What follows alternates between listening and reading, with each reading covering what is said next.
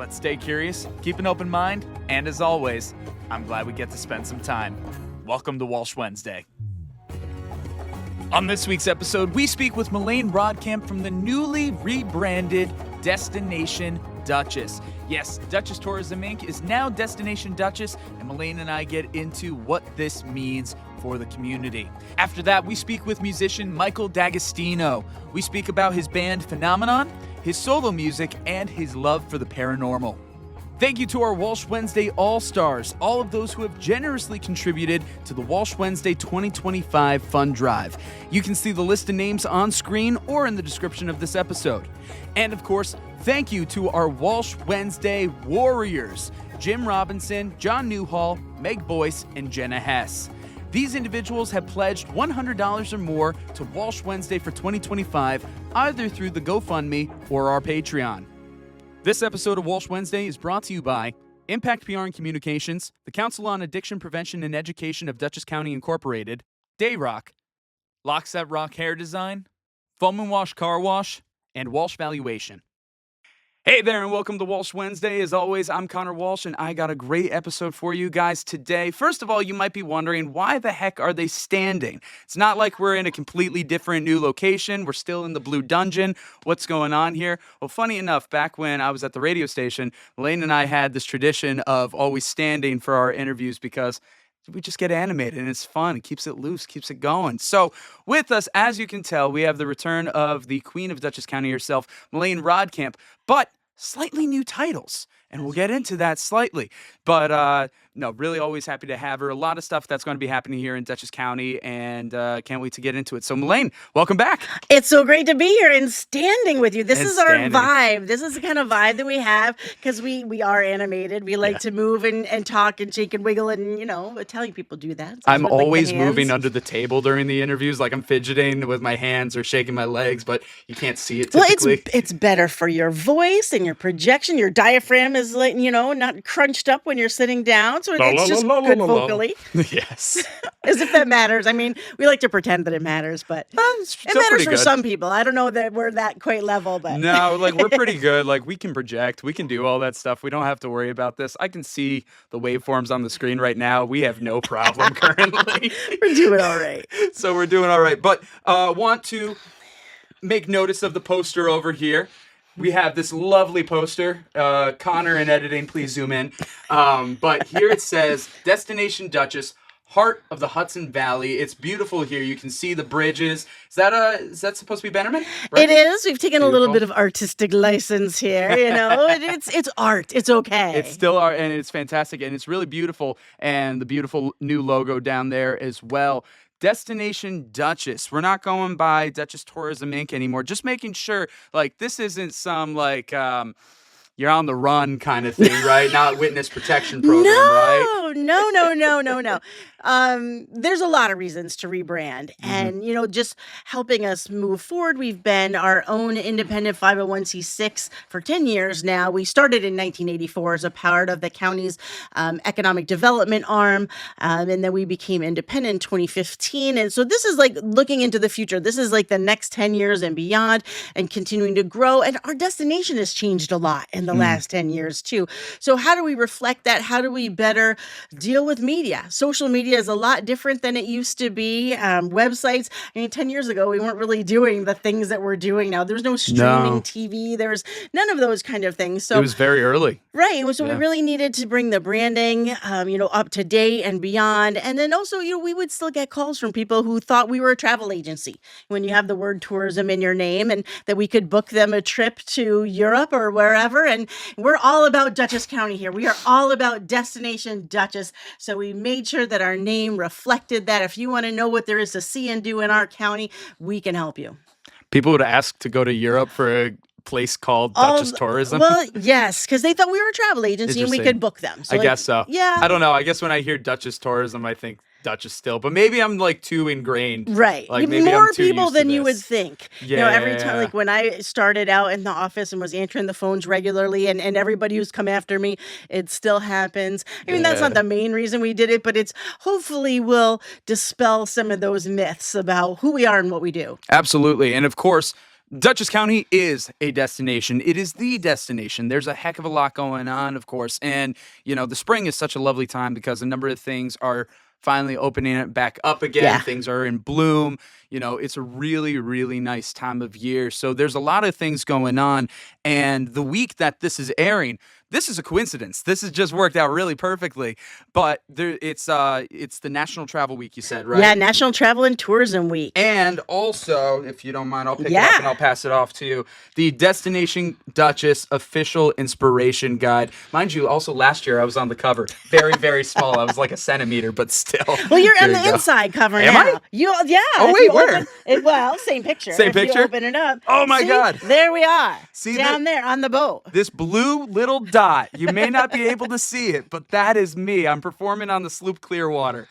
Yes. See, we had such a good time, but we're excited. We produce the travel guide annually. There are 75,000 copies printed, distributed for free. We have 20 racks all over the county, so pick one up there or come to our office. We're at 3 Neptune Road in Poughkeepsie, kind of behind where Red Lobster was. Yep. But that's our building, and you can pick up a copy. You could talk to us and pick up any other brochures there. Get some expert planning for what to do with your summer and your spring, and if you got family visiting, and if you don't have family visiting, invite them to visit because we want them to come here and have a great time, enjoy where you live.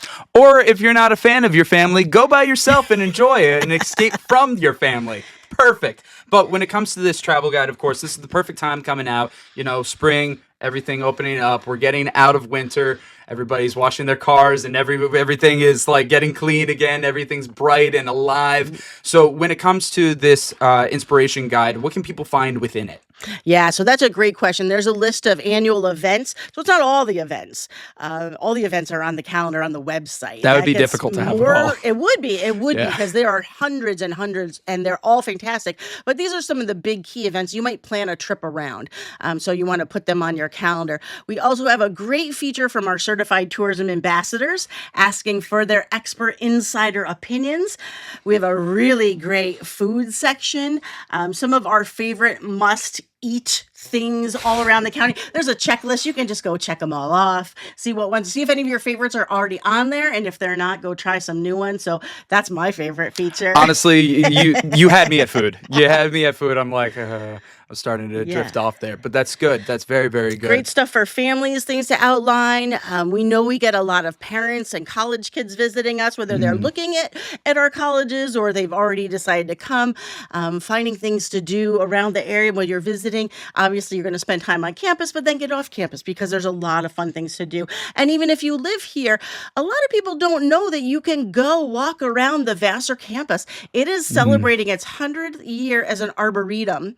It was designed by Olmsted, the same person that did Central Park. Yeah. There's all kinds of beautiful paths and trails and things. You could just walk and enjoy the campus. And on Thursday nights, they do a late night at the Francis Lehman Loeb Art Center. Free. Beautiful, incredible art from antiquities to the present. They have a great collection of Hudson River School paintings. Go have dinner at the Salt Line or Savona's or somewhere there in that district, and then enjoy the campus. And Powerhouse Theater is coming up this summer. That'll be on campus. Looking forward to that. You don't want to miss that. And so even Marist, go watch the boats and the crew races, or enjoy the Christmas tree and the winter time. Yep. And they have New York Stage and Film there doing their season of stage and productions at Marist. So we're hoping to have them back on a little bit later too.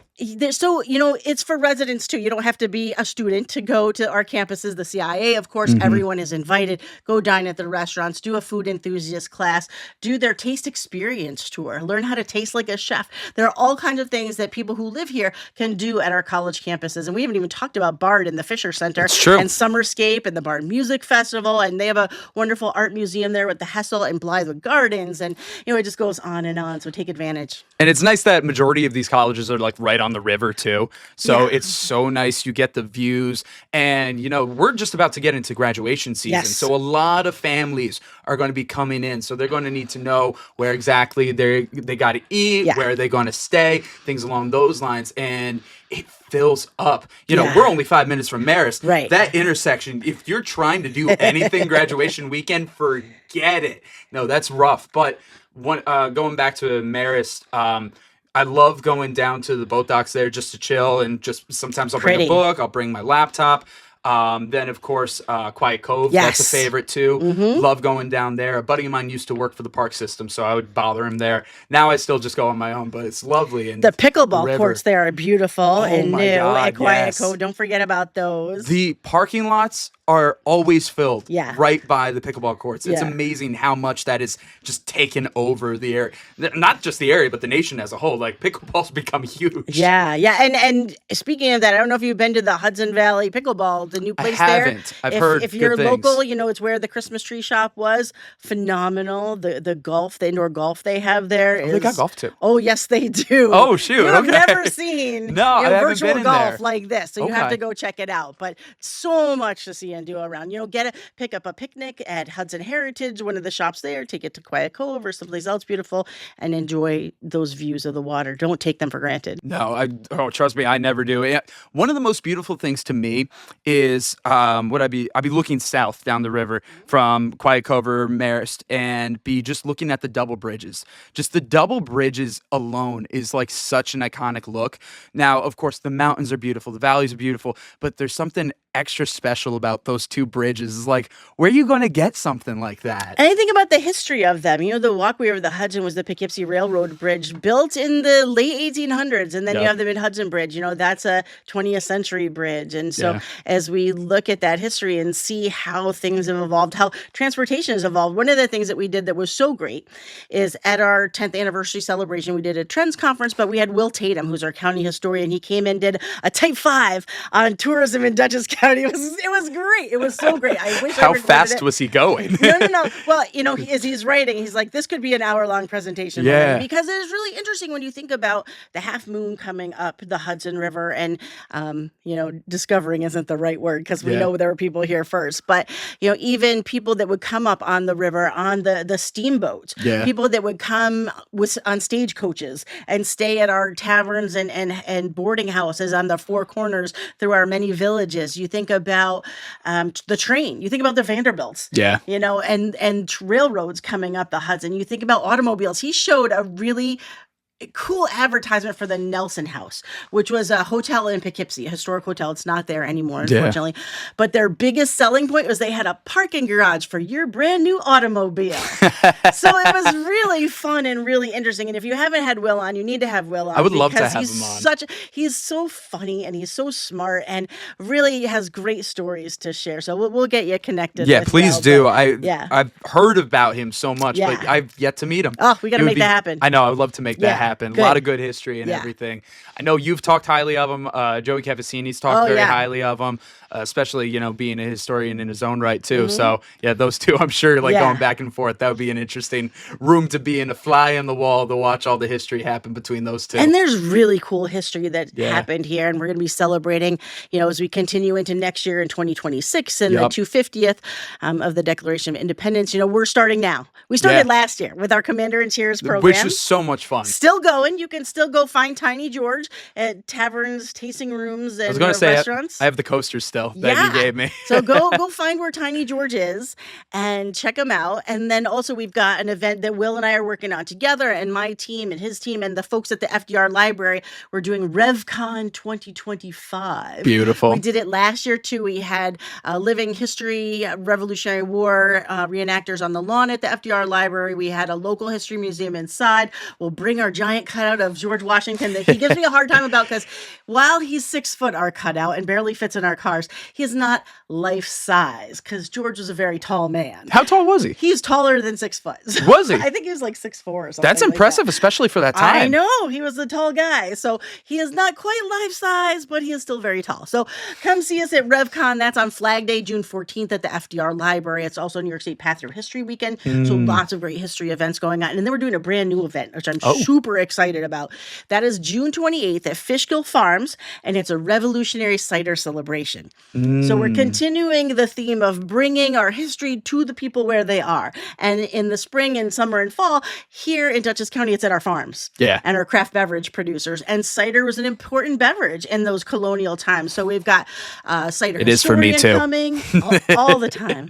Got a cider historian coming. Will's going to do a presentation. We're going to do a tasting of colonial era food that I promise will be delicious and not just like hardtack or something gross. I'm sure there'd be some good stuff in there. Yeah, Absolutely. and Jonathan Kruk is a master storyteller. He's going to be there telling our stories from the Revolution. We're going to be doing Josh Morgenthau from Fishkill Farms is going to be doing a hayride, wagon ride tour through the orchard, talking about cider making. So really cool stuff we've got coming on to celebrate our history. I think that's beautiful. I want to talk about something you brought up. You said June 14th. That weekend is Father's Day weekend. Yes. And then also coming up naturally beforehand, we have Mother's Day weekend. So for those who are trying to do something for their parents, whether they're Hudson Valley locals or they are coming in to visit, what would you say for somebody looking to do something special for mom or special for dad? What would you recommend for these people? Well, there's tons of great dining options and brunches and things out there, but if you're going to do it, book it now. Yeah. Because they're going to fill up. A couple of years for my favorite things, one year we went to Eastern Dutchess and we did things that I hadn't done before. So we went to Dover Stone Church and we did a hike there. I love it there. Yes, it was really cool. We'd never been there. We had such a great time exploring. You've got Kelly's Creamery there and mini golf and Kelly's husband's truck right there. So good. They have the best Italian ice around. It's so good. But there's things like that you could do. We went to the Wasaic Project, which you'd never been to. It's an art museum gallery and a 7-story converted grain factory elevator. I'm doing such a bad job. They're going to hate me for describing that. But it's really awesome. Yeah. And it's so unique and so different. Go check out the Wasaic Project. And then one year we did the boat ride to Bannerman Castle. Oh, great. And so, go to Bannerman. Even if you don't do it now, you don't know what to get your mom, you want to get her a gift, go together to have an experience. They do live performances out there. Hudson Valley Shakespeare Company is going to be there. They've got a Robbie Burns supper coming up there in July. Robbie Burns suppers are normally January when his birthday is. Bannerman not open in January, so they're doing it in July. Chilly. So do the little 6-month thing, but it's a Scottish style castle. Yeah. They've got the Selkirk Grace there that he wrote. If you don't know who Robbie Burns is, he's most famous for he wrote Old Lang Syne. That's it. Yep. Good. So lots of cool things, but think about experiences. Think about things you can do with your mom or your dad. Get them the 1 or 3 or 90-day pass for the craft beverage tasting. If you like to sample things, there's 14 different sites. You go to Desai Blue Sake Brewery. Phenomenal experience. They brought a chef in from Japan to make sushi there on the regular. So they're doing lunches there. So you can go have lunch at Desai. You can hang out there. The museum quality exhibition that they've put in there is just fantastic. Amazing. You can do mead at the Slate Point Meadery. You can do some of our breweries. You can do some of our distilleries. All the things there. So lots of great opportunities. And we have a list on our website, a whole spotlight on what you can do for Mother's Day. So check it out. And of course, where should people go on the website? Because you guys have specific guides for specific things and specific times of year on the website. So now it's destinationdutchess.com/spring, and then it'll move to /summer.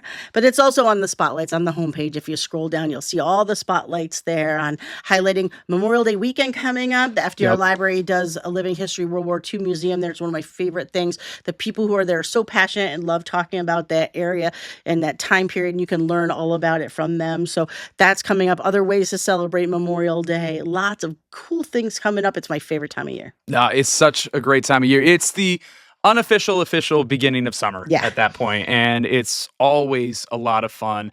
And then actually for Father's Day, just found this out, I'll be performing over at Heritage Park for the Renegades. So it's like, love it. Hey, can I get tickets for my dad, for my mom and dad? Like, I'll celebrate together. So that's what we got going. That's a great way to spend those holidays at the ballpark. I mean, what great family entertainment. Well, it saved me having to make plans for Father's Day, but I still have to make plans for Mother's Day now. I'm figuring out what I'm doing, but I'm looking at that as soon as this is done. Yeah, there's all kinds of great things you can do. Good hands-on activities. The gardens are in bloom. I can't wait. The peonies at Locust Grove are one of my favorite things. It smells amazing. It's so beautiful. The gardens at Vanderbilt, the gardens at the Beatrix Ferran Garden there, which is also on the FDR property, the Rose Garden. There's just Innisfree Garden is doing incredible things and programming out there out in Millbrook. Yeah. So check out Innisfree Garden. I've been to all of them. It's funny, since you mentioned Locust Grove to begin with, my girlfriend, she's only seen it in the winter. Oh. So she's, again, Alex, she's up in Rexford, so I get her down here as much as I can. She's seen the gardens there at Vanderbilt. She's seen all those others. But yeah, I've been telling her, like, we got to get you back for Locust Grove. I remember going on a number of school trips there. I've gone with my parents a number of times for multiple tours. There'll be various events. So I don't know. It still just blows my mind that there are these kind of places, mansions, and estates that are here. Speaking of mansions and estates, something that will be coming up in the summer is the Great Estates Weekends. Yes, the Garden and Landscape Weekends. Those are coming up. There's a weekend at the end of June, and there's one at the beginning of August. And I should know those dates, but I don't. But you can put them in the show notes. We'll put them in post, Connor. Put it right across the screen. There we go. Call it the doobly-doo. I like that. Yeah. I like that. I didn't invent that. No, but that's good. And of course, that includes a good number of all the various estates, mansions, parks. Special programming. And special tours along with that as well, right? Yeah. And so one of the things to know too is, yes, a lot of those places have some master gardeners on staff that coordinate it, but the bulk of that work, and at Bannerman too, their flowers are stunning. It's volunteers. So if you like gardening and you want to get your hands dirty, I am sure that any one of them will take your help and support. Absolutely. And one thing that we talked about last time that I definitely don't want to miss either now is about the accessibility here in Dutchess. Yes, yeah. And the amount of the accessibility has just gone up. It's crazy. Since the last time that we talked, even in January, it's funny the number of things that I've seen pop up around the area, or slight changes, slight renovations, new signs, things along those lines.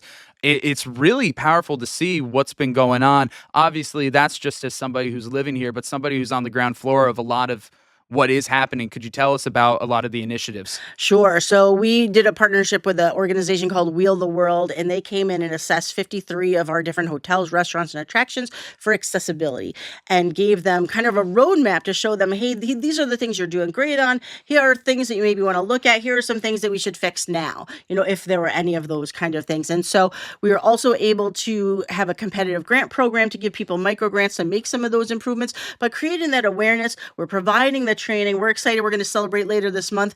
The folks at Statsburg State Historic Site have had the majority of their frontline people do the training. So we're going to celebrate that, because you have to celebrate these milestones. It's not enough to just be physically accessible. You want to make sure that people know how to treat the guests in the way that they want to be treated and make them feel welcome and at home. And so that continues to grow. And by creating awareness, as we've continued to do, more people are jumping on the bandwagon, which is really exciting. And people are starting to think outside the box. Pride in the Sky is coming up on May 17th at the walkway over the Hudson. They're going to have the Clearwater there and doing some tours. They're going to do a sail. We're calling it the Queer Water. I think it's super fun. There's going to be dance parties. There's going to be all kinds of things going on. But one of the things that they did is they have an accessible shuttle that's going to be able to take people from the waterfront up to the walkway. And, of course, the elevator itself is accessible, and the path from Upper Landing Park. But people are starting to think more about what I need to do to be more accessible to people. And so I appreciate that so much. That is great. With the shuttle, do you know where the shuttle's running from exactly? I think those are going from, I don't know exactly where it'll start, but from the waterfront up to Parker Avenue. That's great. Because you can't do the stairs of Washington. You got to go to Parker Avenue. No. And parking, because they're doing construction, so there's not a lot of parking right now. So people are parking at the train station, other places. It'll be a really good addition to what they're offering. And of course, the walkway has their tram that's wheelchair accessible, and so that helps people who have mobility challenges. You don't have to use a wheelchair to be on it. Some people just can't walk that far or don't want to walk that far, and so that's available. But lots of different people. There's things coming that I can't talk about, but I know. But people really thinking out of the box. How can I make my business more accessible? And we did a resident sentiment study at the end of December. And if you filled it out, thank you. Because we did ask questions about accessibility. And one of the things that we found was that a huge number of people didn't know. They answered, I don't know, about how accessible the county is for people who use wheelchairs, for people who have hearing impairments or vision impairments or, cognitive disabilities. And so we need to continue to try to help get that message out. So I appreciate you helping us with that. Wheel the World has our listings of our Dutchess attractions on there that show how accessible and in what ways they're accessible for people, so they can decide for themselves, is this good for me? But the county is also working on on a Think Accessible program. So we're working with the county executive and her team at Think Differently about that, on ways that different businesses, not just tourism businesses, but also municipalities, can have different kind of certifications showing their level of accessibility, so we can continue to grow that as a county. No, that sounds awesome. And I was just about to say, there's like, that has to be in line with Think Differently. Yeah. No, that's fantastic. It's good when we talk to each other. It is good. It's so much better. knew? I know, it's so much better when like people are actually in communication with each other, instead of going off on various different plans and then things get in the way or things overlap, but not in the best ways. Right. We work together. It's funny because actually we just had Councilman Christopher Grant on, and he was talking about the PK 5K and talking about so we're recording this before the PK 5K rain date happens, but it's going to air afterwards. Oh, when is that? Because I couldn't go before. Yeah, it's this Saturday. Uh-oh. No, probably another thing, right? I know. Same here. Always. Same here. I was talking to Chris about it. How I was like, I couldn't do it last weekend because of a wedding, and then I have plans with my girlfriend. We're traveling this weekend, so we can't do that. It's a nice either. route for that race. It's a fantastic route. Yeah. Absolutely. And Beautiful. Think Differently is going to be a part of it. They have like a whole thing too. Yay. So that's why like I'm remembering. It's fresh in my mind. Good. No, but that's fantastic. And I'm happy to hear that it's all working out. People are working together on this to really build up Dutchess. And as we wrap up here on this episode now. Already? You know, I know. Gosh, It goes by we just quickly. started. But who knows? We might just keep going. Who knows? That's all right. But when it comes to this, the spring and the summer coming up, we have all these things that people should be checking out. I know you're a little biased, of course, living here, promoting all of this. But for somebody who isn't used to the Hudson Valley, and we've been lucky with Walsh Wednesday, we're getting a lot of people from a number of places. I'm seeing West Coast, I'm seeing Midwest, I'm seeing things like that. So come visit. I know, to all those people who are watching from various places, again, thank you for watching, of course. What would you say to them? You know, this is one of the top areas in the world to visit. You know, time and time again, Fedor's, Travel and Leisure, Time Magazine, National Geographic Traveler all highlight the Hudson Valley as one of the best places to visit. And it's easy for residents to take it for granted, but don't, because we have the best food and the best farms. We have the most beautiful outdoors. You know, we talk about the Hudson River School painters. They're kind of like the first destination marketing organization using beautiful imagery to sell a destination. You know, come see where those paintings were made. Come enjoy our history. Come, relax, have a wonderful time. If you're from far away, you can fly into New York City and then take the train up. It's a beautiful ride, but we would love to have you here so you too can see why we love living in the heart of the Hudson Valley. Absolutely. And one thing that I will say, you know, New York isn't known necessarily for beaches per se, not ocean beaches. We do have a bunch of lakes. There's a lot of great lakes, ponds, parks that people can go to. I was looking at it with some friends trying to find like the right places to go to this summer. Yeah. So like, if you want something a little quieter than the typical beach thing, but you still want to enjoy the water, that's a good thing as well. There's a lot of places, and there's a lot of great waterfalls around too throughout the whole Hudson Valley. You know, Minnewaska is great. Lake Taconic is great. There's a ton of places, Catterskill Falls, to go and enjoy and just really immerse yourself. And there's all levels of trails. So, you know, if you're not into climbing Brace Mountain, you can climb Mount Beacon, but you can't do it from the normal entrance that people do. You know, there's flat, there's the rail trails that are beautiful, and there's no traffic. If you want to ride a bike, ride a bike. You want to just stroll, do that. But there's something here for everyone, except an ocean beach and a mountain downhill ski here. Oh, yeah. Not a big mountain. Close by. Yeah. Stay here, go there for a little bit, and then come right back. Everything else we got. It's funny you also say about the trails and different elevations and skill levels. Doverstone Church, don't they got like the 3 different trails? I took kids from a camp that I worked on. We were there for hiking and whatnot. And we had a few kids want to do the hardest trail. Sure. I think it was about like 6 of us and a counselor and just me. And while everybody else hung around and did like the more kid-friendly trails, holy cow, by the time we got up to the top, it was so rewarding. Yeah. But I was so afraid I was going to have to carry each one of those kids down. I always forget that the most beautiful views, you got to work to get them. You really got to work. Like, you know, Burger Hill is great. And Burger Hill, yes. It's steep, but it's short. and the rewards are fantastic. So check Yes. that out. I love Peach Hill Park for the same reason. If you want the views without the work, go to College Hill Park in Poughkeepsie. College That's a Hill's great nice one. too. You can drive up there. Or you could also play golf too. That's true. You can do all those things. Yep. Beekman is a great course for That's the too, beauty. that's true too. I love personally. I love going over to Casper Hill. I love their driving range. They're fantastic over there. McCann is great as well. Yeah. Got a lot of. My dad's played golf all over here. So Yeah, I come from a family of golfers. I Do am you? not a good. I'm a great mini golfer. I don't hit it far enough on actual golf course to need a cart. Yeah. I just like walk. No, that's fine. But you got that putt game Yeah, unlocked. winner. There we go. Got it. So many great places. I just went to a bachelor party, and one of the things we did was mini golf. That's awesome. And no, it was so much fun, and no, it was just funny as like how competitive we all were. Oh, yeah, 'Cause wow. we were pretty good at that. We also did driving range too. That one was we won't talk about That's that all one as right. much. You gotta have wagers, friendly wagers. Yeah. And my kids did that. They went to when they're in high school. They went to DC Sports, but they dressed up in like the knickers and the cap and the vest. They went like all out. They Huh? had the most fun. Oh my god. That's fun. For another bachelor party, we did 9 holes somewhere, and we all had matching Hawaiian shirts. See, that's Yep. great. Actually, I think I have it hanging up over there. Can we see it? No, it's not in view, but I know it's over there. There are so many ways to have fun, and it's more fun with friends, right? Yes. So invite your friends. Yes. Now, Melaine, all right, this will be the final wrap up now. Any last little nugget that you want to share for people, whether in Dutchess or outside of Dutchess? So one of the things that if you like eating and you like history, go to the Travel Hudson Valley website, and in there's a whole roundup of different Revolutionary War themed itineraries and suggestions. Look at the food one, because we have really cool, really old taverns and restaurants. I mean, of course, you know about the Beekman Arms, but there's Old Drovers out in Dover. There's the Old English Pub up in Albany.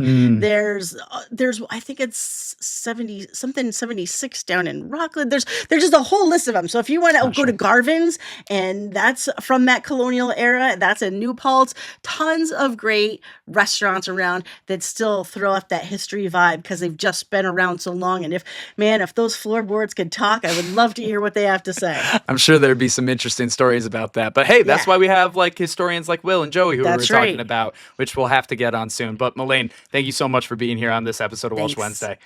I'm Connor, And I'm Melaine. and as always, we're glad we get to. Spend some time. I'm the ad ref calling a timeout on this week's episode to tell you about our sponsors. Baseball has umps, you idiot. I don't have an umpire outfit, okay? Sue me. Hey there, I'm the ad ref calling a timeout on this week's episode to tell you about our sponsors. Now on deck, we got Foam and Wash Car Wash. Hey there, I'm Connor, and this is my car. Kidding, it's not that bad, but I do really need a car wash though. Did you know that the spring is one of the busiest times for car washes? It's because everybody's washing off all of the winter grime along with the new spring pollen. Introducing the Walsh Wednesday fundraiser. And no, that is not a typo. Walsh Wednesday is partnering up with Foam and Wash Car Wash. With 12 convenient locations within the Hudson Valley, Foam and Wash Car Wash is a local family business born in the 1960s, specializing in fast and convenient services in first-class facilities with friendly and courteous staff. By going to the Walsh Wednesday fundraiser link, which you can find on screen or in the description of this episode, you can purchase the ticket for a ceramic wash or a hot wax that can be redeemed and used at any of their 12 locations. A portion of those proceeds helps to benefit the Walsh Wednesday podcast in supporting local arts and local businesses. The fundraiser goes until Thursday, May 15th. Thanks for the support and happy washing. Next up to the plate, we have our friend Philomena Finelli from Impact PR and Communications. Philomena? Thanks, Connor. I'm Philomena Finelli, CEO of Impact PR and Communications and a media maven, which is a fancy way of saying that my team and I help companies get in the news, transform leaders into thought leaders, and cut through the clutter with messaging that matters. And we do it all with a smile. Our agency was named the Woman-Owned Small Business of the Year for 2024 by the Metro New York District Office of the U.S. Small Business Administration, and we received the Gold Stevie Award for Women-Run Workplace of the Year, which is an international recognition. But it's not about the awards, it's about the personal interactions. We at Impact PR and Communications pride ourselves on crafting meaningful, results-driven public relations campaigns that are tailored to meet and exceed our clients' goals. If you want to learn more and talk to my team and I, visit prwithimpact.com and let us know that you found out about us from Walsh Wednesday. Now back to you, Ad Ref. Thanks, Philomena. That's enough out of me. Play ball.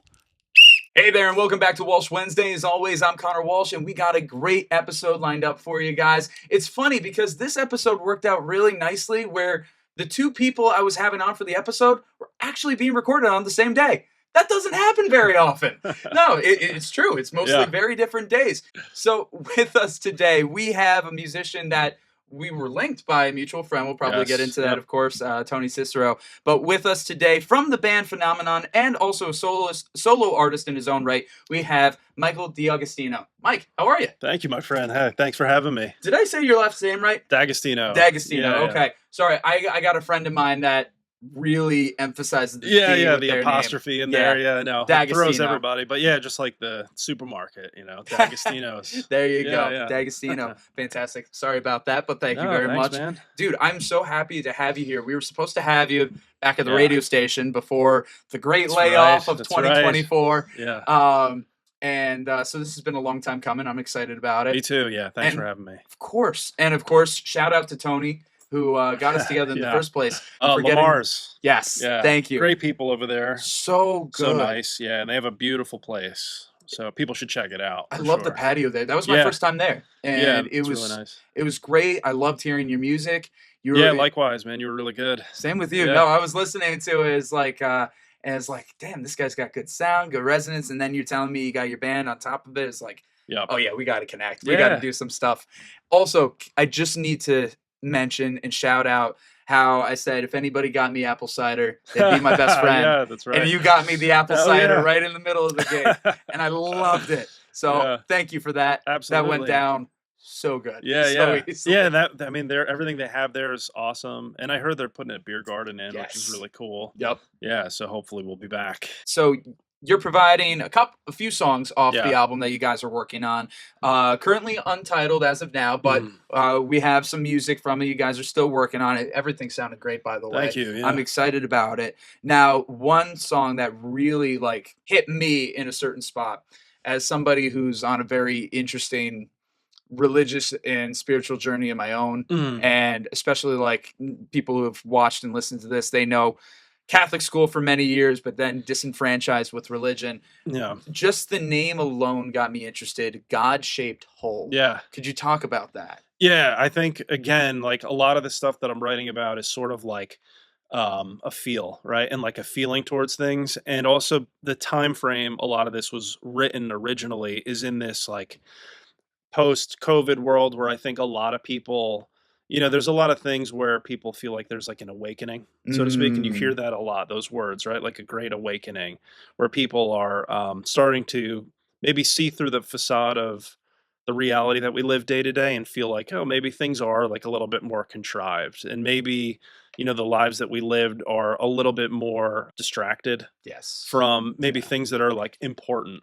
Yeah. Right. And then maybe, and it's not a judging thing, but it seems like there's a lot missing from day-to-day lives. They don't serve us. Right. And maybe not as much substance. Not as much substance. And God-shaped hole, while it's not intended to be religious per se, but it's trying to look at society and maybe ourselves, that we have a missing piece, and that maybe God and kind of coming from a more humble place, where we're not the be all end all of everything. There's something greater that we're sort of missing that piece. And that's more or less the theme of that song, but it has, undertones of other things relating to just seems like there's in our society, some kind of dark elements that are pushing and pulling us in certain directions. And it's sort of just addressing that in a way. And that's essentially what that's about. Yeah, I very much got that out of the song. And yeah, you're right.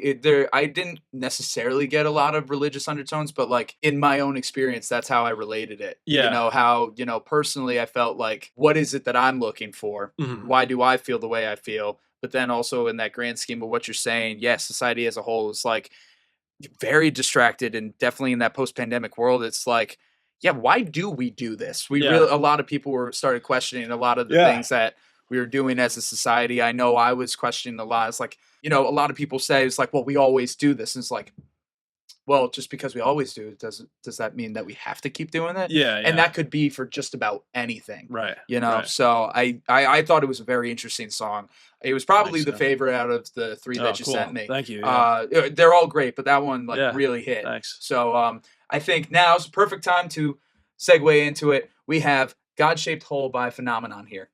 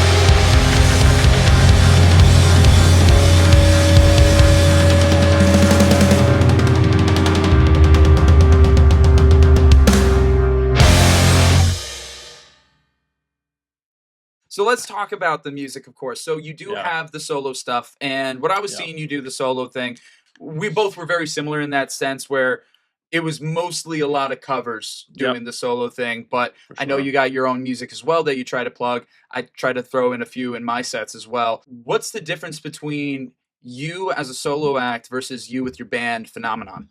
Yeah, great question. So when I do the solo act, like you mentioned, usually a lot of covers, right? That's what people want to hear. And I use a looper, so I'm doing kind of layered music, right, with a rhythm section and solos. And I even have like a little drum pedal, which is cool. And I'm doing all that stuff, but I do work in some originals, right? But that stuff is more like your singer-songwriter type of thing. So it has kind of that vibe. And the difference between that and Phenomenon, where Phenomenon's more like straight ahead rock and roll, the stuff I do solo is more like singer-songwriter. So you could put it kind of like Americana, country, even like in that realm, whereas Phenomenon is more like 90s grunge slash classic rock sound. Nice. Right. So yeah, kind of keep them somewhat separate. Some stuff I'll play. There's a song Evermore. And I'll do that solo acoustic. It kind of lends itself a little bit to acoustic sound. So I'll sometimes do like a more chilled out version of that song. But yeah, mostly they're kind of like separate entities. But yeah, no, like all the original stuff, like I was saying, it's mostly kind of like separate sound. There's a couple, like the song Evermore of mine, I kind of cross over because it just works acoustic pretty decently. Nice. So I play it like a chill version acoustic, and then it's more like rocked up with the band. Oh, that's fantastic. Yeah. No, and that's the way to be. When you got the full band, you can get a whole different sound out of it when it is just you as a solo artist. But as a solo artist, there's an authenticity and a rawness to it at the same time too. Definitely. And I'm really more like a guitar player. That's where I started. I started, I really, ever since I was a little kid, like writing songs, like little songs I would just come up with, and just sort of like playing instruments that my mom had around the house, right? And then as I grew, I started playing in bands, and really mostly cover bands until recently started doing the original stuff. Nice. But yeah, we're just like, I was really missing hearing like what I consider to be like rock in kind of like the classic sense. Like I don't really hear that in the mainstream anymore. It's tough, yeah. Yeah, and so there were some bands that I really liked in the mid 2000s, like Royal Blood's a really cool band, and there's a couple others out there. But I really wanted to hear that type of sound, and I was influenced by those types of bands like Stone Temple Pilots and Guns N' Roses, and then all the grunge bands, Pearl Jam, Nirvana, Smashing Pumpkins, etc. So I wanted to do something in the vein of that style, right? So like I missed it, so I was like, why don't we do it? It was like my thought process, and I started writing kind of like riff-based songs, right? And that's kind of how it started to slowly build into Phenomenon today. That's awesome. Now, I want to talk about the band and talk about the influences there, but something that you said caught my attention. Instruments that your mom had around the house. Was your mom very musical then? It sounds like she was a big inspiration. Yeah, that she was. My mom played music. My uncle did. My uncle was in a band called Zipper back in like Brooklyn back in the day, his own original band. Yeah. And so I just kind of took to it, and she had like an acoustic guitar. She had an organ. They also had a piano in the house, and I would just mess around, as a kid, but I was always like into it. And then eventually when I was like 10 or so, my mom was like, do you want to take lessons? And so I did. I took a couple lessons, maybe like, I don't know, for a year. It was probably just months, and then I just kind of like went from there, right? Nice. Like once I got kind of like the basics under my belt, I sort of just like ran with it, and just been playing ever since, really. But that's awesome. So Phenomenon, that's we were talking beforehand, there's a reason why it's called Phenomenon. It's has to do with a lot of things that happen here in the Hudson Valley. Something you and I are very keyed in on. Maybe not everybody out there, but it's a really cool part of the Hudson Valley. Would you like to get into that for us? Yeah, absolutely. So Phenomenon, the name, we wanted to come up with a name that was, kind of like something that had to do with where we're from. And it's not super obvious, right? Phenomenon is a little bit of like a generic word, but the Hudson Valley. It works. It's good general thing. But I like the story though. Yeah. So the Hudson Valley, where we're all from, it's known for paranormal experiences, right? Especially UFOs. So there was like a huge UFO flap in the 80s with a lot of sightings. And then there's just like a lot of haunted places and a lot of haunted stories that go along with this whole Hudson Valley area, right? So we wanted to reference that. And we also got our first gig at the Paranormal Museum UFO Fair in Pine Bush. That was your first gig? Gig number one, yeah. When I didn't even really have a band yet. And we kind of like just put it together. We had a few originals. Through friends of friends, I kind of got offered the gig, and I was like, yeah, I got a band. It like really wasn't coalesced, and we needed a name. And I was like, this sort of fits the fair, like Phenomenon, and it kind of works for the Hudson Valley. and it's just kind of a cool name. So we went with it and we just stuck with it. So the UFO Fair in 2021 was our official like first gig ever. Wow. Yeah, which was an awesome first gig. It was great. That's pretty sick right there. Yeah, it was cool. So, talk to me about the fair then. Like, what kind have of you ever stuff been? that they have? No, I've Oh never my been God. for the fair. No, You gotta go. I've seen the museum, but I've never Yeah. gone for the The fair. museum's great. It's right next to Long Street Tavern, which I play Mhm. at all the time. Great people over there. But the fair is awesome. And I know Lance, the guy who runs the Paranormal Museum, Mhm. and just kind of like casual relationship with Lance through friends of friends. And he offered us the gig, so we took it. And the fair is massive. They shut down that whole street and multiple side streets. And it's just like a regular fair, but everything's oriented with UFOs. And then they do like a costume contest for like the coolest like UFO makeup Oh, whole that's thing. sick. And then they have speakers. Like there's people from like what's it called on History Channel, Ancient Aliens and stuff Really? like that. It's I like dude, it's love big. It's Watching big, that. yeah. Holy cow! So if you're like into the topic, Yeah. and like I am such like a nerd with this stuff, I love it. yeah, So there's like well-known people that come and speak. Like I saw Travis Walton speak and I actually met him. Travis Walton. That And he's a famous abductee that a movie was based off of, which like traumatized me as a kid, called movie was it? Fire in the Sky. there we go. Yeah. Okay. And I feel like Yes. every guy like around our age was traumatized by that movie. So I saw that like in the theater and I was 10. You were And 10? I had like Okay. no business seeing that at 10 years old. You know, I think it was like 93 it came out. And I remember like no sleep for like Oof. weeks from Okay. that movie. Yeah. I got a funny story about that actually. So that movie did nothing to me, believe it or not. That movie did nothing to me. Really? Wow. So, but I will tell you this. So, there were two movies that I saw around the same time for the Mhm. first time. This was either like first or second grade for me. So, Okay. so still pretty young. Yeah. The two movies were Tom Cruise's War of the Worlds Okay. Yeah. and then Tim Burton's Mars Attacks. Okay. I Two never ver- saw it. Two very different films. Yeah. Yeah. War of the Worlds takes it very seriously. Yeah. It's an intense film. Mars Attacks is Like a comedy, hilarious. right? Yeah, Yeah, yeah. it's a comedy. It's a spoof Yeah. on the invasion genre. Mhm. Guess which one gave me nightmares for months? The comedy got you. The comedy Yeah, got me. yeah. That movie did nothing to me. Really? I watched it. I was fine. It was Yeah. great. Fire in the Sky I didn't see until I was older. I was in my teens by the time I Okay. saw that. But it was I feel Mars better Attacks. now. Yeah. Yeah, no, it was Mars Attacks Wow. that screwed That's so me up interesting. Yeah. for months. Wonder why. I why don't that is. know. Yeah. I have no idea, but like, Some of the subtleties of it like creeped in later. Like to me, that's what it Maybe. is. Like in the movie, I'm like, I'm like, this is creepy or whatever, but it's like once you're laying in bed at night and then it's like the wheels start turning, yes, you know? it's like, wait, that could be possible. Yeah. Oh, that might like all yeah. the possibilities running through your head. Yeah. I don't know. Well, actually, funny enough, the way that they killed the aliens in Mars Attacks was through music. Oh, no way. Yeah, it was something in the radio frequencies. Oh, It would okay. blow up their heads. Wow. So I guess that kind of stuck with me to Yeah, a degree. yeah. But yeah, no, it was interesting. There's a lot of scary ones though. That one was not. Trust me, Yeah. it is not a scary one. Yeah. But why that one affected me as a kid, I don't know. But that's awesome to hear about the festival, and that's awesome to hear about everything. So that's mainly UFO based. Yeah. But besides that, you also have a huge love for the paranormal and the spiritual as well. Yeah. Heck, you were just featured. Well, just featured / about to be featured. Yeah. On a paranormal show. Do you want to get into that? Absolutely. Yeah. So I I am super interested in like all things paranormal. To me, it's just like one of the mysteries that's kind of feels like it's left out there where there's no firm answer. Mhm. Right. So to me, it's super interesting. So I love reading about it. But I also grew up with some experiences of my own. Mm. So I had experiences as like a little kid, kind of puts me in that category of like, I kind of get it when people are like, I don't believe whatever. Like, I don't believe the whole like alien thing, or I don't believe in ghosts, or whatever you want to say. Yeah. And it's like, I kind of get it. It's like some of it's hard to believe and most people don't have any experience with it. So it's like, why would you believe it? Right. Yeah. But I did as a little kid.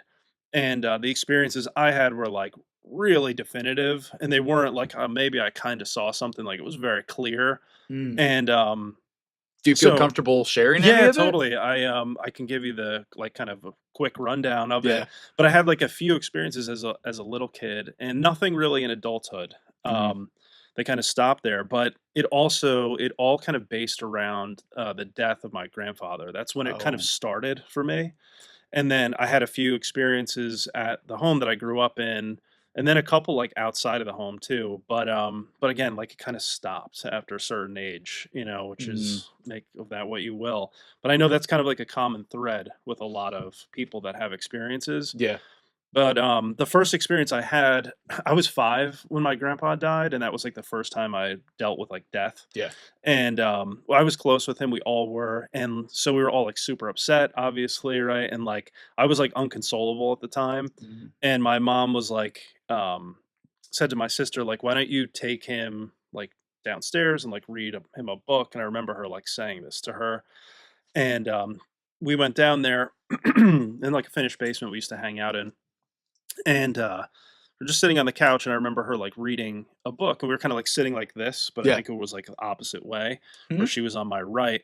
And I remember like just sitting there and sort of like listening to her, and then I actually like heard a whisper in this ear, like really close, and it was a voice that didn't have like a tone because it was like a whisper, and it said, "Don't worry, it's gonna be okay," like a Wow. soft, like a gentle kind of whisper. And I just remember like hearing that, but being like what? Yeah. Like where was that? Where did that come from? And I asked her if she heard it, and like she's like, I don't know what you're talking about, and like all this, and then Yeah. it just kind of was like, all right, well, I don't know, I'm 5, Mm. and this is weird, and it just sort of like went by as an experience. So that was like the first initial experience that I had. And again, like downstairs was just me and her. There's Mhm. nobody else down there. And then later on, and it's like fuzzy how much later on this was because it's so long ago. But at one point, my mom was like remodeling the 3rd floor. That's where my grandpa, he lived with us, right? So he was on the Gotcha. 3rd floor, Okay. and she was like painting and like cleaning up and whatever. And I was up there with her, just kind of like messing around. And she was actually, I remember she was like laying on the ground, like doing sponge bath or a sponge painting Okay. on the bathtub, Okay. right? And I remember the radio was on, and like I found a big box, and I wanted to take and make like a fort out of it, right? Nice. So I had this huge box, right? And I could like barely see over it. And I'm like, I go up, I was like, can I take this downstairs? And she's sort of like busy, and she's like, yeah, whatever, go ahead. Mhm. And so I'm going, but like the catch here is that like we're on the 3rd floor, and to get downstairs to this box, I got to go down the staircase, which is like it's an older house, and the staircase was so crazy steep. Oof. Yeah, it Okay. was like really steep staircase. And I'm little, like at 5 years old, and I'm carrying this huge box, and I can like barely see over the top. So I make it down the hall with this box and get to the staircase. And I remember like I always think of like Indiana Jones in The Last Crusade when he like sticks his foot out to take Yep. that like Yeah. that walk of like faith The or walk of whatever. faith. Yeah. Yeah, and so I'm like kind of like standing there with like one foot about to take my first step, and I was thinking in my head like this is sketchy, like this I can't Mm. really see anything. Yeah. And then I heard a voice like scream at me, and it was like a high pitched voice. Like I equated it to a cartoon because that was like Oh. the only thing I could come up with as like a 5-year old as like a point of reference. Yeah. It was like this high pitched, like squeaky voice, and it said, "Stay back," right? Like loud. Wow. And it was scary. Like the voice was like not normal to me. It's hard for me to like put it into words, but it sounded like a cartoony, like high pitched voice. Mm. And it scared me a lot. And I just like froze. And then I remember like I just dropped the box there on the landing, and then just like kind of ran back to my mom Yeah. and was like, "Hey, like, did you call me? Like, what's going on?" She had like no idea Oh, what I was wow. talking about. So that was like terrifying, but I think it was like for my benefit, Yeah. So it was like, it was scary, but probably for the best, because who knows what would have happened if I had like gone down the stairs with that thing. I probably would have fallen, and who knows, Exactly. broke my neck or something. So I kind of feel like that was, scary, but like for a good purpose. Yeah. So those were Trying to like, get your attention there. yeah, Yeah. absolutely. So those were like the things that were like really profound that happened. And again, they were like very clear. They weren't like I maybe heard something, or like it was like as clear as we're talking to each other, Wow. but just in a creepy kind of tone. And then there was just some other weird stuff, like at my uncle's house. Found out years later his apartment was haunted. And I didn't Mm. know. as a kid, and I remember being there for like Easter or something like that, or it might have been Christmas, and I was looking for my cousin, and they had this room that was like a playroom. There was like Nintendo in there and like toys and all this type of stuff. Yeah. And I'm looking around the house, and I peek in that room to look for him, and it was dark, but I'm still like looking. For some reason, I remember just like getting kind of like focused, looking in there. The room was totally dark, but there was a window on the back wall, and there was like this is in Brooklyn, and there's like a street light, so there was like a glint of light coming in through that window, even though the blinds were down. So there was like a little bit of light reflecting on a chair that had like chrome legs on it, and it was 4 legs. It Yeah. wasn't like a rocking chair. And I remember the chair just go back on 2 legs, and then come back. Oh God. And I remember it like clear because like there was like a glint off of the leg. Oh wow. You know, because that's really what like caught my eye. It was like I noticed there was like this glint was like changing, and then as I like kind of saw clear, I saw the legs were like clearly coming back, like somebody was like just rocking back, Mm. and it just came back. That's definitive. Like, that's something right there. Yeah. Like, how do you explain that? And like exactly, and I was still young, but this was probably years later. But I was Mhm. still like a kid, Mhm. and I remember telling my mom, I was like, I saw something strange, and I remember her playing it down.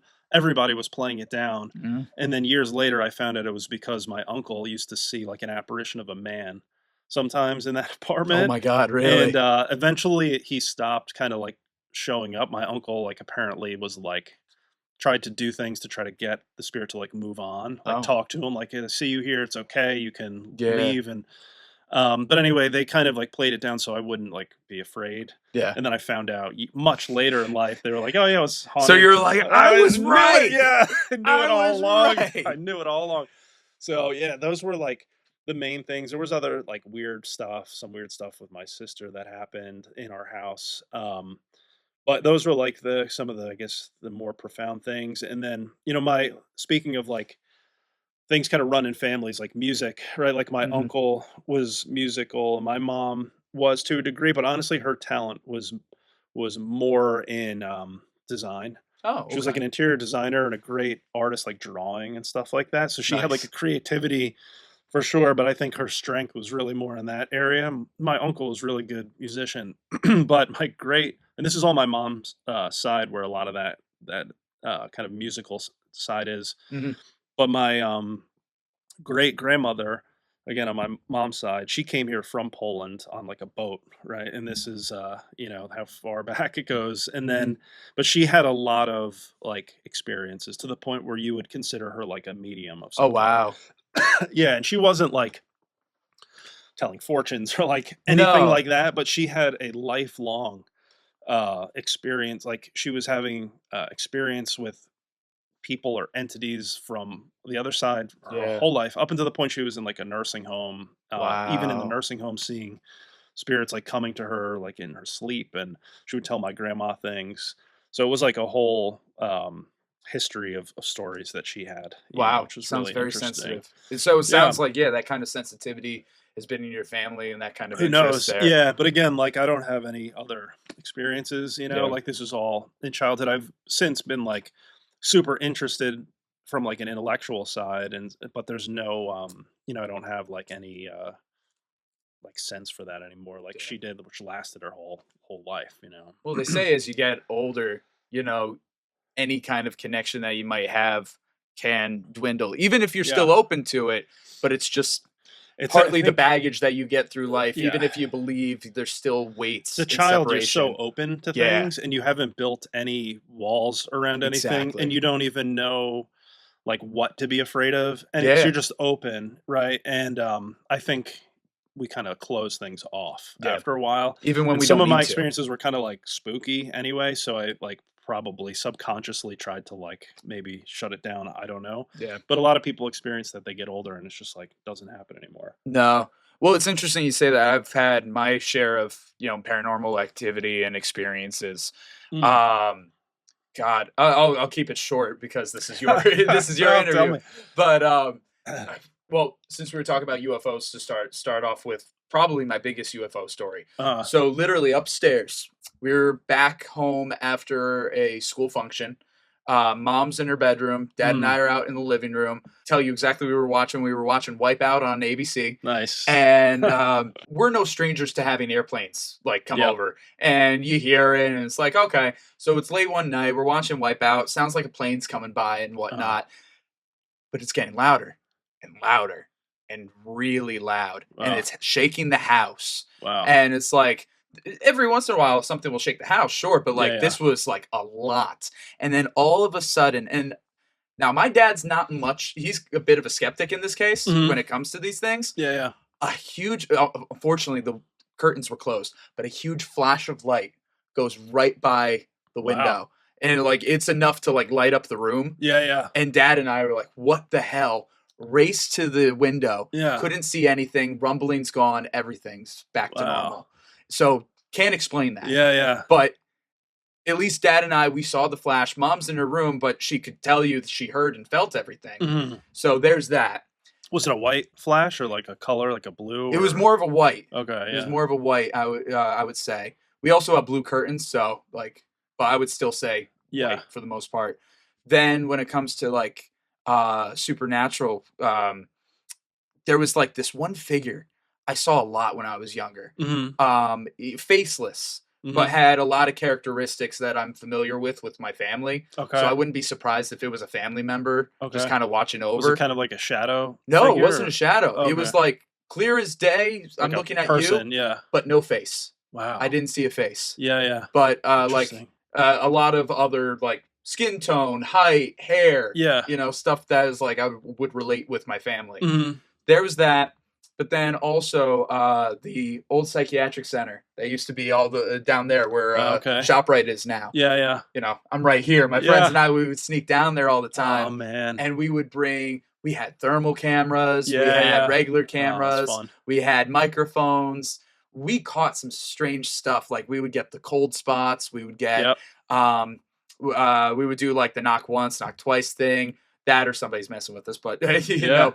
But one of the craziest things that we got was like a clear as day apparition of a nurse. Really? Yeah, in one of the windows.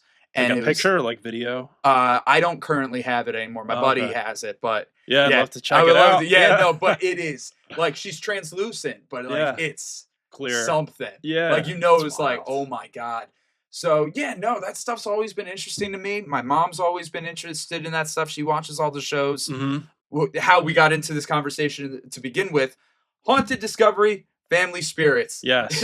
And you got invited to be on the show. Yep. You knew some people. Your episode, we believe, is airing on May 10th, right? Right. May 10th. It's on Haunt TV. And you can find it also on, if you have Roku, I think Haunt TV is available through that, and Sling TV, it's like on demand.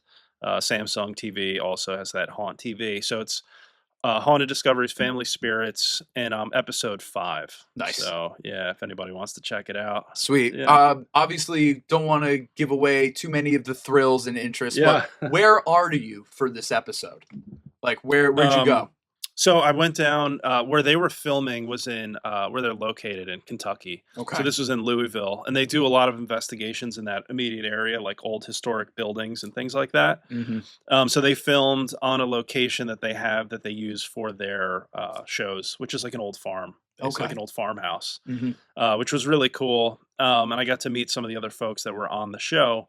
But it was great. I got to meet all the guys from that show, and they were all super accommodating, and it was just a blast. It was great. Yeah, it was really cool. Well, hey, I'm excited to check out the episode. I want to see what it's all like and what you guys found. Yeah. So we got big into the UFO and into the spiritual side of things, and I'm sure we probably might meander right back there at some point. But let's get back to the music, though, with Phenomenon. Does your interest of the paranormal and the supernatural bleed into the music as well?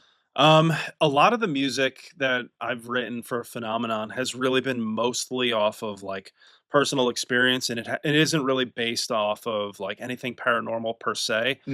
A lot of the music honestly is written around like a mood or like a kind of like a feel or like a vibe that you'll go through certain life. So some of the songs are more specific, and they're a little bit more like storytelling in the lyrics. Nice. But a lot of them aren't quite so literal. right? And it's more just like dealing with like either sort of frustration and like a rebellious feeling over feeling sort of like oppressed or like being forced into a situation, right? Or I think everyone deals with like feeling like that at some point in their life. So like Something's Gotta Give is one of our songs, and that's kind of written around frustrations with, and I'm not like the songs aren't really political per se, but it was, a lot of these were written around the like post-COVID time. So there's a lot of feelings of like resentment or a lot of like, things happen in yeah, that. a lot of like, just feeling like, I don't love to be told what to do all the time, right? And so like with that whole situation, it was like a lot of being controlled and told what to do. So the song doesn't address like anything in specifics per se, but it's just like a feeling of like being pissed off about being like feeling controlled, Yeah. right? You, And so like being that's, put into a box during a time Yeah. like everything was being constricted, whether you like felt like this is for the best or not. yeah, Nobody likes yeah, being shut in like Right. that. Even like the most introverted people eventually are like, damn, this kind of sucks. yeah. So absolutely, I hear you Totally. on that. So that's probably a really good segue. Then we can start playing some of the music, Cool, of course, yeah. with Something's Gotta Give. You gave plenty of background. Is there anything else you Yeah. want to say to it, or should we cut to the music? No, that about covers it, man. And like I said, I'm not like overly like trying to get a point across. It's more about just like conveying an emotion, so to speak, and that's what it's about. Sounds good. Yeah. Well, right now, here's Phenomenon with Something's Gotta Give.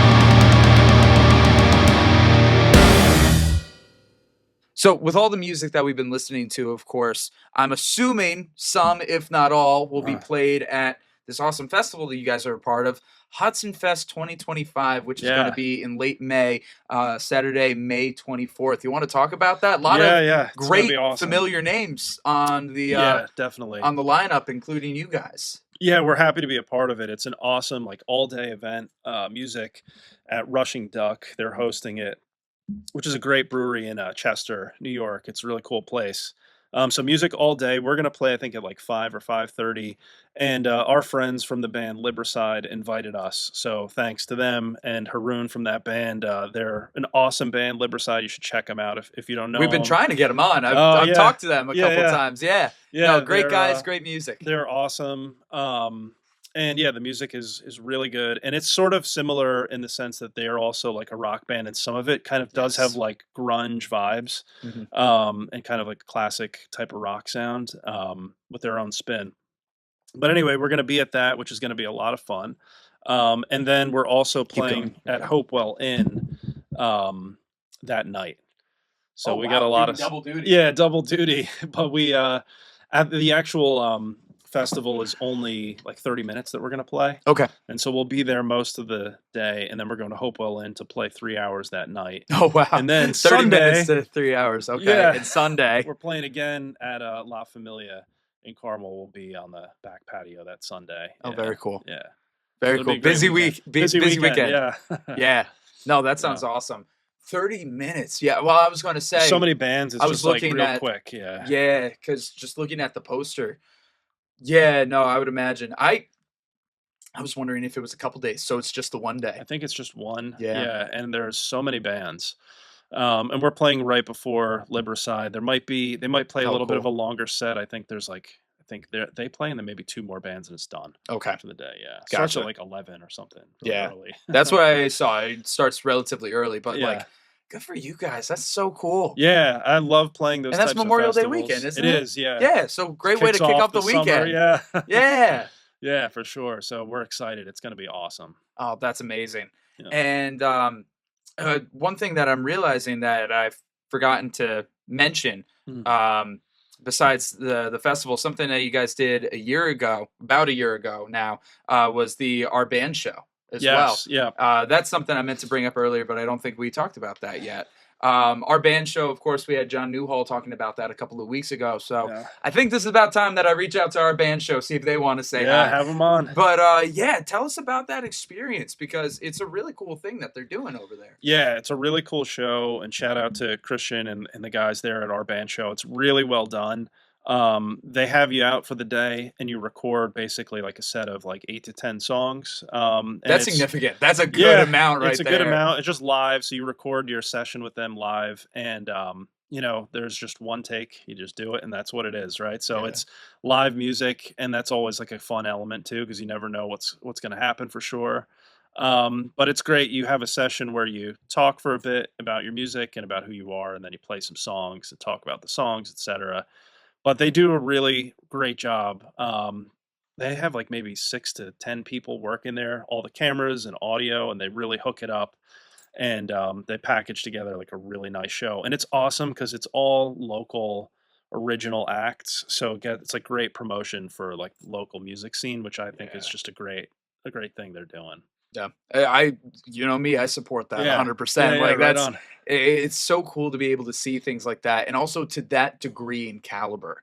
I think it's impressive what they're doing over there. They're really good at it, and they're just getting better and better. I think with every episode, they're like really honing their craft. And I got introduced to some bands I never knew about through the show, and it's just been a really cool experience. Yeah, that's awesome. So between working with our band show, talking about Hudson Fest alongside Libricide and so many others, and all the other shows that you guys do, talking about that community here in music and the level of collaboration, where do you see that in the level of importance when it comes to you as a individual and you as an artist? I mean, I love playing here in the Hudson Valley because there's so many venues and so many artists here. It's like own little like cottage industry, which is really cool, and it seems to be growing. So we try to team up with other bands a lot. It's a lot more fun when we can do these like festivals and multi-band shows. Yeah. So we do make an effort to try to meet other bands and collaborate. I'm always open to do that sort of thing. So we've done that with like other local acts. And we try to get like 3 bands on the bill, things like that, these other festivals. And there's a lot of places also that are really friendly to bands like us and they keep booking us back, like the Garage in Marlboro. I don't know if you've been there, but it's a great Yeah. place. Shout out to them. They book us a bunch, and they always have a great crowd, and it's like a great scene. So that, having places that want bands, and there's more and more of them, it seems like every year. So it really helps like fill it out, and we love doing it. So we're trying to build a little bit of, build our base and try to get some more exposure out there. And once we have our album out, I feel like we can promote it more, right, officially as an original band, because we are original, but like at the moment we just have an EP with 4 songs. So once we have a full album, at least we can show people like, hey, this is what we're all about. Yeah. No, it's great when you have something tangible to show everybody. Yeah. So I 100% get that. So speaking about promoting yourself, where can people find you guys online? Yeah, we have, like everybody else, we have Facebook and Instagram, right? Instagram, it's phenomenon_rock and roll. And on Facebook, it's Phenomenon Band. And we promote all our shows on there. There's a bunch of like little music videos and clips of our shows, and then we post everything. I think we have like 6 or 7 on the calendar right now. So we're going to be out there, doing everything we can to try to play local music and keep promoting local bands. And we're doing a really awesome show at the Garage, sponsored by Maroney's Harley Davidson. Oh, really? A lot of people are going to be there for like this Maroney's event. I think it's June 7th. Okay. We'll be playing outside. Hopefully it's good weather. I know. Hopefully, you always got to hope for that. Yeah. So that'll be a cool show. So if anybody wants to come out, that should be an awesome gig over there. Yeah. Amazing. Yeah. Mike, before we totally wrap up, do you have any last little nugget for any of the Walsh Wednesday listening audience, whatever that might be? Any last little nugget? No, I just think that what you're doing is awesome here. I love being a part of the music scene. Yeah, and I love collaborating. So feel free to reach out.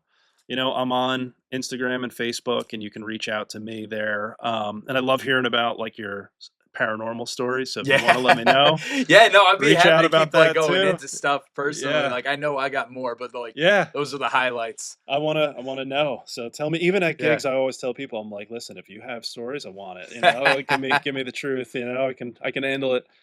But definitely come out. Our gigs are all like fun rock covers, because we play a ton of covers, and it's all like danceable stuff, and then we play some harder stuff too. So we kind of cast a wide net. Nice. And then we're going to play our original music, and it's always a fun time. So please come out, check us out. Yeah. Sounds good. And of course, we'll have all the links and information in the description of this episode. So we'll have all that for both Mike, his band, everything that you could be asking for. We got it for you. So you sent me 3 songs that Phenomenon's working on. And the third song is Hollow. And I thought this one was very unique as well. And I'm just curious where the story was with this. Obviously, you said moods, but like, where'd you get this one from? It was really, again, a lot of the stuff I'm just kind of like conveying a feel or like a vibe or a mood. And Hollow is very much a very particular kind of vibe. And it's just more about feeling like frustrated or feeling let down with like, even with people who we put our like faith in. And again, I don't mean that in like a religious way, but like feeling like sometimes certain people that you hope are going to be play a role in your life, or be that you put faith into, and then it just doesn't work out, and like a frustration of that. Or even yourself, to be honest with you, like sick of your own bullshit. Like, sometimes we kind of like lie to ourselves a lot, and that's Hollow, right? So it's like this kind of loss of, faith in that. And again, it's just more like a mood of being like a lot of the stuff that we deal with is like bullshit. And sometimes it's even our own bullshit that we have to deal with. So it's just kind of like confronting that. And that's more or less, what the song is about. No, and I think that's great, because there's a lot of people, and this is something that I've talked with a number of like mental health experts in particular, and don't mean to go too far down this rabbit hole, but one thing that we've talked about with the rise of social media in particular, not saying it's the end all be all and the main reason, but it's definitely exacerbated this. A lot of people will look for the label and then not do anything about it. Be like, oh yeah, I have this, I've got this, or this in my past, or this or whatever. this justifies why I am the way I am, instead of confronting it and actually doing anything about it. Yeah. And I think it's a big thing. So when you take art like a song like yours to be able to hopefully inspire and motivate people, and hopefully yourself as well, you know, I think that's when art really is the most beneficial. Yeah, I totally agree. And it's cathartic, some of these things too. Like Yeah. these are the first 3 songs we've recorded, and on our album, it's our first album. We have an EP out, but this is the first full-length album, right? And some of the songs are more personal than others. Like some of these songs are more just about like a general feeling or an expressing of like a mood and confronting like a feeling that we have. But some of them are more direct and like obvious, and it can be like more like relationship based and things like that. But like you said, you know, kind of like doing work of like confronting any type of issue that you might be having in your life, like something like writing music and performing it is cathartic. You kind of feel like you're almost like expelling it, right? And you know, you can kind of like get things out that way in a productive way. Yeah. And then also in the sense of performing it, the communal aspect of being able to share that experience with people. Yeah. That's amazing. That's something I'll Definitely. never be able to get over as a performer. It's the best. Yeah. You know, it definitely is. And it never gets old. It's always like exciting every time you go out and play, you know. I 100% believe that. I think with that, great segue into the song. Of course, here is Hollow by Phenomenon.